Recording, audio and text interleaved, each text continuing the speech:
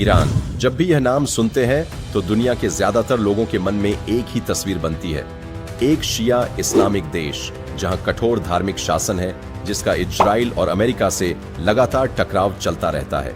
लेकिन इसी देश में एक ऐसा समुदाय भी रहता है जिसका इतिहास हजारों साल पुराना है।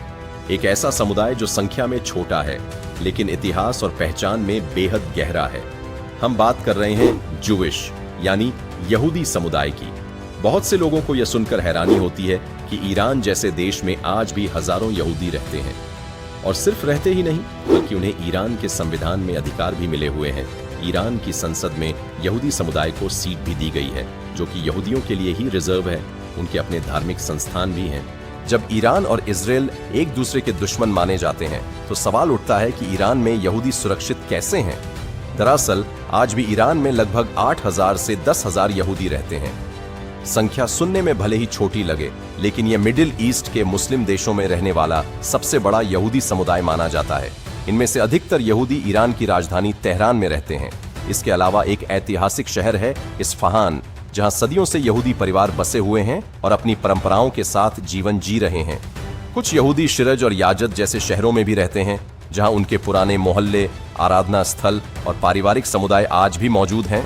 लेकिन यहां सवाल उठता है कि ईरान में यहूदी आए कहां से। दरअसल इसकी कहानी एक फारसी सम्राट से शुरू होती है जिनका नाम था साइरस द ग्रेट। उस समय बेबीलोनियन एग्जाइल के दौरान यहूदियों को बेबीलोन में कैद कर लिया गया था। लेकिन जब साइरस द ग्रेट ने बेबीलोन पर विजय हासिल की तो उन्होंने यहूदियों को आजादी दे दी।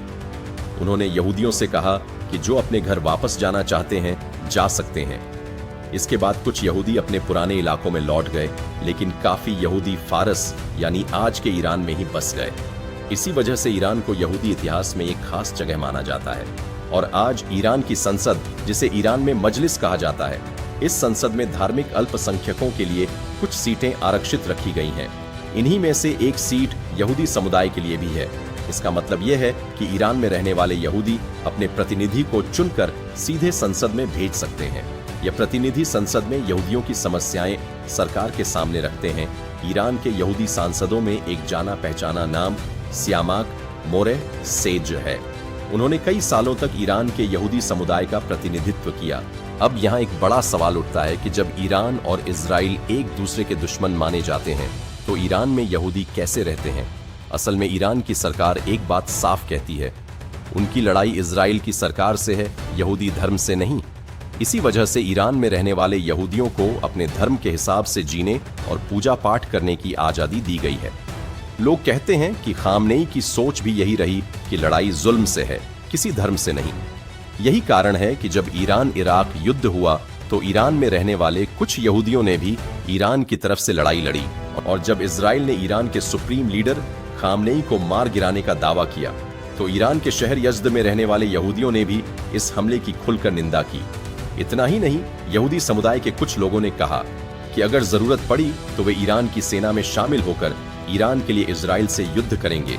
ईरान की सलामती के लिए यहूदी समुदाय ने तेहरान से करीब 420 मील दूर यज़्द में मौजूद एक पुराने यहूदी मकबरे पर प्रार्थना भी की, जिसे ईरान के पवित्र यहूदी स्थलों में गिना जाता है। यही नहीं, ईरान के कई यहूदियों ने गाजा में हुए इजरायली हमलों की भी आलोचना की।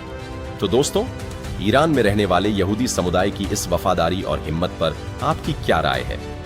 कमेंट में जरूर बताएं।